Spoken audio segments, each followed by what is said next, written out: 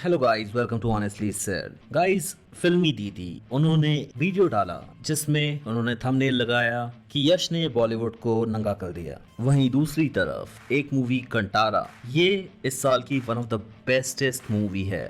लेकिन फिल्मी इंडियन जैसे बहुत सारे चैनल्स आजकल एक ही धुन में चल रहे हैं कि कोई भी अगर साउथ की मूवी अच्छा करेगी तो उसकी प्रशंसा उसके आर्ट और कल्चर के वैल्यू पे नहीं करेंगे, बल्कि बॉलीवुड के लिए हेट फैलाने के नाम पे करेंगे और इसी तरीके से कंट्रोवर्सीज पैदा करेंगे, क्योंकि कंट्रोवर्सी करेंगे तभी इनको व्यूज मिलेंगे। अब इनके लिए कंट्रोवर्सी इसलिए इम्पोर्टेंट होती है क्योंकि इनके पास टैलेंट ही नहीं होता। कभी भी आपने इनके रिव्यूज अगर देखे हैं तो सिनेमैटिक लेवल पे या एडिटिंग लेवल पे या एक्टिंग लेवल पे, डायरेक्शन लेवल पे, आर्ट वैल्यू पे कोई बात नहीं होगी। सिर्फ यही बोलेंगे कि इसने इसकी फाड़ दी, उसने इसको नंगा कर दिया, अब बॉलीवुड नहीं चलेगा, खत्म। फिल्मी इंडियन की बात करें तो ये तो सबको एक कभी साउथ को बाप बनाती है बॉलीवुड का, कभी बॉलीवुड को बाप बनाती है साउथ का, और ऐसे ही गेम चलता रहता है। ऐसा कंटेंट कंज्यूम करते करते आपके मन में ये इफेक्ट होता है कि अगर बॉलीवुड की मूवी आती है और अगर आप बॉलीवुड की मूवीज को पसंद करते हैं और साउथ की मूवीज आती हैं तो आपके मन में साउथ के लिए नफरत आने लगती है। सिमिलर वे में जो साउथ की ऑडियंस होती है उसके लिए बॉलीवुड के लिए नफरत पैदा होने लगती है, और इसमें डिवाइड एंड रूल करके ये लोग आप ही को आपस में लड़वाते हैं और बंदर की तरह रोटी ले जाते हैं। दोस्तों, क्या आपको पता है जब अंग्रेज भारत में आए थे तो उन्होंने भारत को तोड़ने की बहुत कोशिश करी, पर वो बार बार नाकाम हुए। लेकिन फिर उनके पास एक ऐसी स्ट्रैटेजी लगी जिसे कहा जाता है डिवाइड एंड रूल। तो उन्होंने भारत में डिफरेंट डिफरेंट रीजन्स को एक दूसरे के लिए भड़काया और उन्हीं टुकड़ों को आपस में भिड़वा के लड़वाया और कुल मिला के भारत पे कंट्रोल कर ली। अब अंग्रेज तो चले गए लेकिन अपनी डिवाइड एंड रूल वाली स्ट्रैटेजी को छोड़ गए, और उसी स्ट्रैटेजी का यूज करके आज की डेट में डिजिटल टाइम में कुछ अनपढ़ गवार रिव्यूअर्स अच्छी फिल्मों और बुरी फिल्मों में डिवाइड ना करके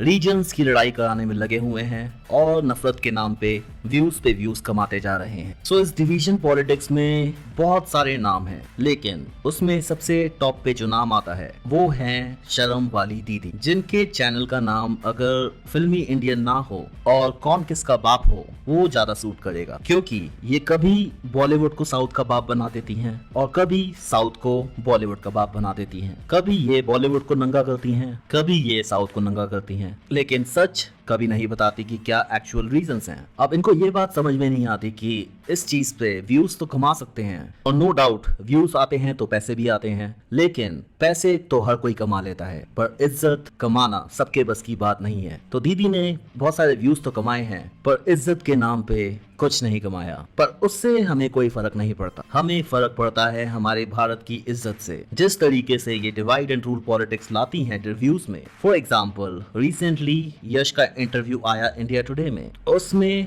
जो यश ने बोला है बॉलीवुड, साउथ और कंटारा के बारे में, वो एक्चुअली बॉलीवुड को नंगा नहीं करता, वो फिल्मी इंडियन चैनल्स जैसे नफरत बांटने वाले लोगों को नंगा। This is one country and the industry should not be divided into north and south. If you करता, क्योंकि यश ने एग्जैक्टली यही बोला है जो ये लोग करते हैं। they have moved on, but still if somebody is addressing South Star, North Star, it's not that. It's just about an actor from South.